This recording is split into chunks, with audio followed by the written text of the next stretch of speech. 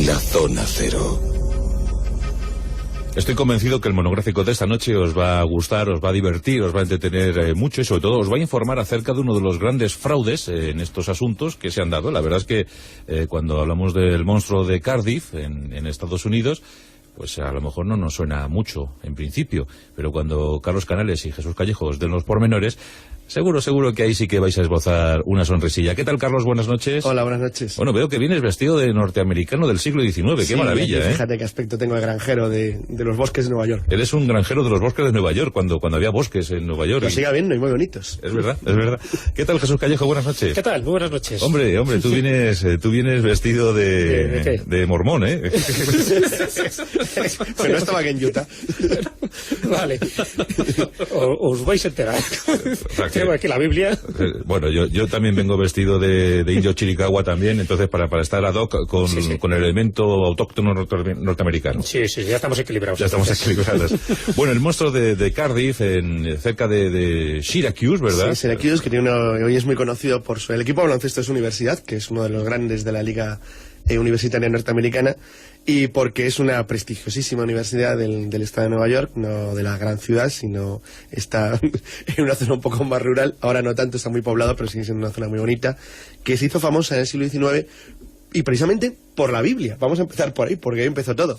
Porque fue la causa de uno de los más divertidos, graciosos y simpáticos fraudes de la historia de lo misterioso, que es la historia del gigante de Cardiff. ¿Y por qué el gigante de Cardiff? Bueno, Cardiff es el lugar, aunque es bien más conocido por la ciudad de Gales, en realidad también es una pequeña población del estado de Nueva York, cerca, como has dicho muy bien, de Syracuse, y allí se encontró algo que ahora vamos a contar, en razón de que había una creencia extendida principalmente y especialmente entre los protestantes, que como sabéis se dedican fundamentalmente al análisis y estudio de la Biblia. Para ellos es el libro esencial, obviamente para todos los cristianos, pero los protestantes siempre han dedicado una especial atención, y hay una serie de pasajes de la Biblia del Antiguo Testamento que hablan de la existencia de gigantes. Luego, si había gigantes, tenía que haber gigantes en alguna parte enterrados, y ahí empieza una de las más graciosas y divertidas historias que podemos contar del mundo del misterio. A ver, Jesús, busquemos el año concreto y el contexto. A ver. Nada, tenemos año, día, nombres. Es muy curioso porque es verdad que con el tiempo ha caído, pues bueno, lógicamente en desuso ya este tipo de fraudes, pero bueno, hubo una época que sí eran bastante habituales, por eso, con ese empeño de demostrar que lo que decía la Biblia pues tenía razón, y en concreto la existencia de gigantes. El problema es que casi siempre se confundían huesos de mastodontes y de mamut con gigantes, ¿no? Bueno, y vamos a recordar a nuestros oyentes que hemos prometido, ¿verdad?, un monográfico dedicado al circo Barnum. Sí.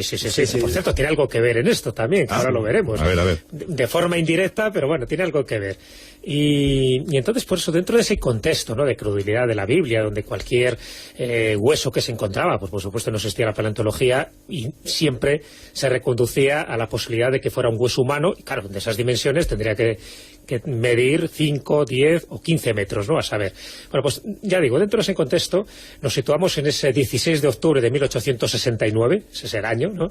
El lugar, ya lo hemos dicho, ¿no?, esta pequeña villa de Cardiff, cerca de Siracusa, o como decís vosotros, Syracuse. Syracuse. Queda muy bien. Es que somos muy internacionales. Somos muy internacionales, ¿no? Con lo bien que es decir Siracusa. Tú como eres más de la zona de Valderas, pero pues... con el tono leonés. Que mezcla más bonita, Siracusa, hay un pueblo. Siracusa. Sí, además muy italiano, ¿no? Sí. Y bueno, pues allí, en este día, el dueño de esta granja, de esta modesta granja, llamado William Neville, el dueño, al que todos llamaban Stubb. Sí, Stubb, ese es el nombre de guerra, ¿no? Por cierto. Pues es el que comenta que en sus lindes se ha encontrado algo muy raro, algo que parece un gigante, algo que llama muchísimo la atención, porque de ser cierto, bueno, aquello va a ser una bomba a todos los niveles. Efectivamente, él tiene un grupo de obreros que empiezan a excavar, y al poco tiempo asoma entre la tierra una enorme silueta que parece un hombre petrificado, ¿no? Un hombre petrificado, ni más ni menos, de más de 3 metros de altura, 1 metro de ancho, de hombro a hombro, y unos pies de unos 53 centímetros. Que ríen de los del Bigfoot. O sea, que bien. A partir de ahí, la noticia se difunde, no solo por William Neville, sino por también los obreros que habían sido testigos de ese descubrimiento. Así que el hallazgo ocupa la primera plana del Syracuse Daily Journal, lógicamente el periódico local de allí. ¿Qué quiere decir esto? Que todos los vecinos revuelvo al canto. allí en procesión. Vamos a ver el gigante, ya rápidamente le bautizaron, ¿no? El Goliat petrificado de Cardiff. Sí. Que ya, claro, ¿quién va a ser? Tenía que ser un Goliat. Así que Stuff se frotó las manos, William Neville, y dice, bien, pues está bien que la gente lo empiece a ver como curiosidad y gratis, hasta que yo diga que no quiero que sea gratis, y empieza a poner una entrada de 25 centavos. Pero fijaros, porque es uno de los primeros, este es el primer caso conocido, documentado y estudiado. ¿Recuerda el año, Jesús? 1869. Sí, recién acabada la Guerra Civil, es el primer caso bien conocido de un auténtico montaje económico en torno al mundo de lo misterioso. Y de la 25 centavos. Claro, pero fíjate, 25 centavos de dólar, que era bastante en la época, a cada uno de los que llegaba al lugar. La cuestión es que hay primero todo lo que... Este es el primer montaje ejemplarizado de lo que hay que hacer cuando tú tienes el misterio a tu favor y la gente dispuesta a verlo. Era lo que cobraba el indio Jerónimo por los botones de su camisa, ahora que me estoy acordando. Pues fíjate que fijaros, porque reúne todo lo que luego podemos contar casos parecidos, que pueden ir desde Roswell y sus alrededores hasta, me da igual, el que se os ocurra, hasta de Nickeylandia, porque fijaros que en realidad el proceso es el mismo, es decir, el merchandising hecho misterioso. Del misterio. ¿Y qué es lo que tiene el hecho misterioso? Un lugar. ¿Qué hay que hacer en el lugar? Construyó una carpa gigantesca, lo rodeó de personas especializadas que acompañaban a la gente, había servicios de carruajes, un local de comidas, un puestito que servía sidra fría, pues se hacía color en verano, lo tenía además perfectamente organizado, con un acuerdo con los dueños de los 2 hoteles de Cardiff, que estaban, alucinados, porque por primera vez en su vida, y última, después de lo que ocurrió, se les llenó de turistas el pueblo, algo que era absolutamente inusual, puesto que en Cardiff no había nada que ver. 1869, ya con el tenderete puesto, comida rápida, sidra fría, hoteles a rebosar, y el gigante... Y carruajes que iban desde las grandes ciudades, te llevaban hasta allí. Pero es que este tipo consiguió ganar $7.000 en los primeros 20 días. Eso hoy es aproximadamente, bueno, el euro está muy alto, pero digamos que sería aproximadamente 1 millón de pesetas, de las antiguas pesetas. Fijaros lo que es eso en 1869. Pues para comprarse el pueblo. Claro, él vio rápidamente el negocio, bueno, ya después diremos por qué vio rápidamente el negocio, porque su granja se convierte en una feria. Una especie de mercado donde todo el mundo va a ver, una especie de circo Barnum, pero solo con una atracción, la gran atracción del Goliat petrificado de Cardiff. Empieza a hacer dinero a las puertas. Y en poco tiempo, estamos hablando de esos primeros 10 días. ¿Qué ocurre? Pues que un grupo de empresarios avispados de Siracusa, pues ven negocio también. Así que le proponen una reunión, y en esa reunión un negocio. ¿En qué consiste el negocio? Pues que le ofrecen $30.000... De la época, ¿eh? De la época, por el 75% de las acciones de esa criatura. Así que dice, bueno, montamos un negocio, ¿qué te parece? No te vas a quedar solo tú con la pasta. Y el otro, bueno, pues vale, $30.000... Esto lo paseamos por el mundo y nos forramos. Sonaba muy bien, claro. Es una criatura, un gigante de 3,5 metros, pues qué bien, ¿no? Y eso que ya empezaba a haber rumores de que, bueno, eso de un gigante petrificado, porque hubo un listillo por ahí que dijo, hombre, dice, la carne humana no se petrifica. Y dice, calla, todavía no comentes nada. Y él mismo recibió un balazo. Primera medida que hace Stuff. Suprimir a este colaborador. Despedirle y aumentar la cuota de entrada a 50 centavos. Pues acaso. Claro, dice, 25 no, acaso es muy barato, 50. Y así sigue la historia, ¿no? Así que también hay dos bandos. Efectivamente, los que se creen que esa era una creación original y que por lo tanto era un gigante petrificado y que demostraba a rajatabla el Génesis y la Biblia, y los otros, ¿no? Los que eran los menos en ese momento, los que pensaban que era una estatua antigua, que era una falsificación y que por lo tanto ahí no era ningún hombre petrificado, en todo caso una obra artística. Claro, porque también hemos de suponer que la comunidad protestante de la zona pues avaló todo esto. Sí, claro, todos los sectores religiosos es que querían creer que eso fuera cierto, ¿no? Porque mejor prueba, además un gigante perfecto. Aquí está la prueba. Si lo veías de lejos, ¿no? Claro. Porque en el momento que te acercabas, claro, aquí la pregunta es, ¿qué decían los científicos? Porque algún científico se acercaría, efectivamente, claro que se acercaron varios, ¿no? De hecho, un geólogo llamado Boynton, de la Universidad de Pensilvania, se acercó, lo vio con detalle, no con lupa, pero sí lo suficiente para decir que eso era absurdo, que se considerara como un hombre fósil. Dice, aquello no es un hombre, desde el momento que tocaba, aquello sonaba metálico, ¿no? Sonaba pétreo. Es decir, no metálico como tal, pero sí de una consistencia que desde luego no era carne y mucho menos petrificada. Y así, pues hubo distintos científicos que iban diciendo lo mismo, ¿no? Un paleontólogo de la Universidad de Yale, pues también lo dijo que el gigante de Cardiff era un muñeco. Siempre me ha hecho gracia el nombre de Othniel Marsh, si era en aquel entonces era paleontólogo, era catedrático en la Universidad de Yale. y fue el que dijo que era un muñeco yeso. Se apellidaba Mars, que significa pantano. Se había entrado en un terreno pantanoso porque por supuesto, los creyentes acérrimos de la Biblia no estaban dispuestos a aceptar fácilmente que se dijera que aquello era un fraude.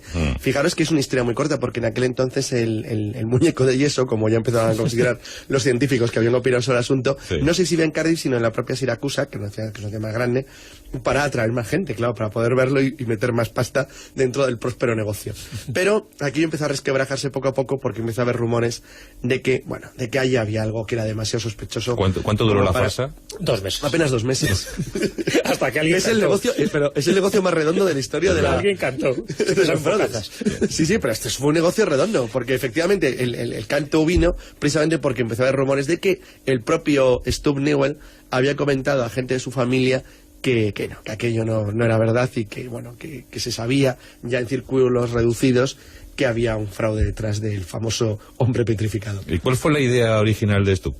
Enriquecerse. No, pero perdón, que ahí había, ahora lo hablaremos, porque había una mente detrás de todo esto. Claro, a ver, una mente inteligente y astuta. Claro, al final hay alguien que se va de la lengua, el clásico bocazas. ¿Dónde se gestó el molde de esta historia? Pues ahí está. Entonces, hay alguien que es como un delator, ¿no?, dentro de esta historia, que lo único que dice es contar la verdad, ¿no?, que se llama George Hull. Siempre hay uno que habla, ¿eh? Un primo, además el primo de Neville. Siempre hay un primo díscolo. Y en este caso, que además era un fabricante de cigarrillos de Nueva York, pues que era el auténtico cerebro, era el cerebro gris el que realmente orquestó toda la maniobra.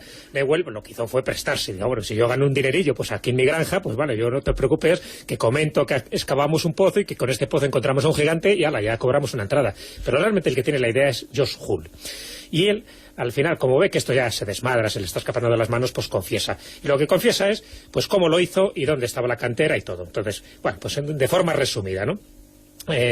Dice que había una serie de pasos que él siguió. Primero, en 1866, él compra un enorme bloque de yeso, se lo envía a un grupo de escultores de Chicago. Es que es todo, además, tiene que haber un fabricante de cigarrillos en Nueva York que se le ocurre y dice, voy a comprar un bloque de yeso. Claro, sí, porque él se le ocurre la idea. Dice, aquí hay un ambiente muy crédulo, seguro que si ponemos aquí a un gigante se lo creen. Y espérame, lo mejor es como para simular la piel se cogió una aguja de tejer y le iba haciendo agujeritos para que pareciera poroso. Entonces va contando con detalle. Primero hace la silueta del gigante y después él se le ocurre, dice, claro, esto se va a notar mucho que es piedra, ¿no? Así que coge una aguja y empieza a picotear toda la estatua para que tenga una piel porosa, ¿no? Porosa. Claro, dice, hombre, con tantos años que han pasado. Es verdad. Inmediatamente después baña el gigante de yeso en un ácido. Le da así un aspecto más amarillento, más antiguo.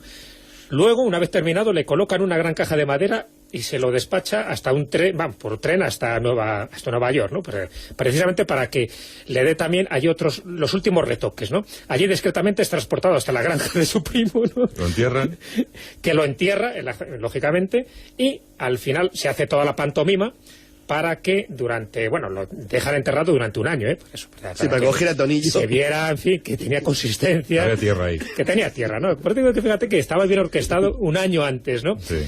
Y al final, pues es desenterrado, donde estos obreros, que eran víctimas inocentes, con la excusa de que querían cavar un pozo en la granja, pues aparece este gigante. Claro, los obreros son los que dan credibilidad al asunto. Y dicen, oye, no, que aquí nosotros no sabemos nada. Y ahí es cuando se propaga toda la historia. Efectivamente, había una finalidad totalmente crematística, claro, que era sacar dinero, porque tanto Newell como Hull, como los empresarios se hacen ricos totalmente.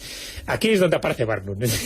Barnum se entera. Que se entera de todo siempre. Sí, la verdad que es el clásico empresario, ¿no? Era como el Pinkerton del misterio. Entonces. Sí. Entonces, antes de que los rumores de que era falso ya se habían extendido, pero Barnum, que se entera, claro, estamos hablando de 2 meses prácticamente que dura la farsa, él quiere conseguir para su espectáculo este gigante. No se lo dan, porque ya piensa que aquello está rentabilizado. Entonces, como no lo consigue, ¿sabes lo que se le ocurre a Barnum? Bueno, pues muy bien, lo copia y lo presenta como si fuera original. Total, le daba igual. Lo exhibe en el circo. No reparaba, No reparaba ni en gastos ni en ideas, le daba igual. Ni en moral. O sea, bueno, ¿y qué pasó con Stubb? Simplemente ya no había ninguna manera, intentaron tapar por todos los medios el escándalo, pero... ¿Les denunciaron? ¿Hubo cárcel? No pasó nada, porque la verdad es que era una cosa tan absolutamente absurda que lo único que se sostenía era por la creencia acérrima de la gente de la Biblia de la época, si no aquello no se hubiera sostenido ni 5 minutos. Pero confesó finalmente. Sí, confesaron todos. ¿Y los que habían pagado los 25 centavos? se quedaron sin ellos. O sea, y no le corrieron a gorrazos, no le embadurnaron con brea, ¿no? No le embadurnaron con brea, estaba en Nueva York, por el oeste, y consiguieron salir bien. Y lo hecho cierto es que el gigante se conservó, no se destruyó, y bueno, pues pasó a exponerse a partir de 1948 en el Museo del Granjero en Cooperstown, la ciudad del cobre, la antigua ciudad minera también del estado de Nueva York. Sí, y allí está el monstruito. Y allí está, sí, con una ligera diferencia. Ya la entrada no te cuesta 25 centavos. Ahora 6,95. Ahora te cuesta 6,95. Pero oye, pero siguen yendo. Y la gente va. Eso es... O sea que el gigante de Cardiff es una mina. Es la manera de ganar dinero con algo más tonto que se dio en la historia. Se ha quedado de piedra. Es el muñeco más rentable de la historia. Total, porque se sigue. Se sabe ya que qué tal, y 6,95. Sí, desde 1869 quedó un poco en el olvido y desde 1948 dijeron, bueno, ¿por qué no los ponemos aquí en el Museo de Cooperstown? Y efectivamente, ahí está. Y la entrada, a fecha de hoy, 2006... Y esto, los $7.000 se los quedó ahí, ¿no? Sí, no, en un caso lo reclamaron y en todo caso, pues eso, le mirarían de reojo cuando pasaba por la calle. Bueno, que no sé si le rompieron las piernas los que pusieron 30.000, eso es otra historia. Bueno, pues entonces está en el Museo del Granjero. Sí, el Museo del Granjero de Cooperstown. En Cooperstown. Sí, y ahí sigue con ese rótulo, el gigante de Cardiff. Aquí un gigante falso. O sea, que como ves, la historia solo... De esto que vamos a dedicar de vez en cuando a mitos falsos, está muy bien. pues la verdad es que esto es lo más absurdo vamos que a se nos había ocurrido. Del Circo Barnum, porque también tiene una colección, ¿verdad? Una galería de personajes. Bueno, es que en el Circo Barnum llegó un momento que ni los animales eran reales, y era algo asombroso. Bueno, ya has visto que si era todo falso. Es que hasta lo falso era copia. Es que era ya increíble. Bueno, pues toma, para ti, Jesús, esta sirena, que como ves es auténtica. Bueno, tiene un tufillo. Ten cuidado con la parte de merluza, que esa... Y para ti, Carlos, toma este enanito silvestre. Hombre, gracias. Mira, se lo daré a los que lo roban de los jardines.